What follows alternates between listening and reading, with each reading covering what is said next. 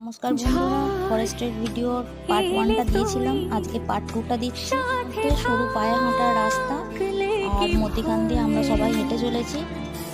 চারিদিকে জঙ্গল, যেদিকেই তাকাবে শুধু জঙ্গল। যারা জঙ্গল ভালোবাসে আমি তো বলবো তাদের পক্ষে এই জায়গাটা খুব ভালো জায়গা। জঙ্গলের মধ্যে একটা গেস্ট হাউস আছে, গেস্ট হাউসে স্টে করেও যারা পিকনিক করতে আসো তাদের পক্ষে খুব ভালো। আবার কিছুটা এগিয়ে এগিয়ে দেখলাম ITI কলেজ পড়ছে, সামনে কাগজ ফুলের গাছ।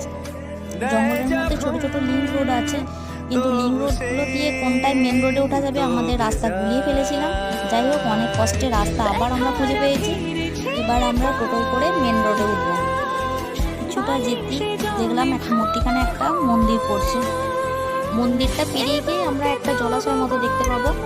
এটা ব্রিটিশ পিরিয়ডের হেলিপ্যাড ছিল। যে তোমাদের সঙ্গে পরের কোনো মিনি ব্লগে, ততক্ষণের জন্য like, comment, share and subscribe. By.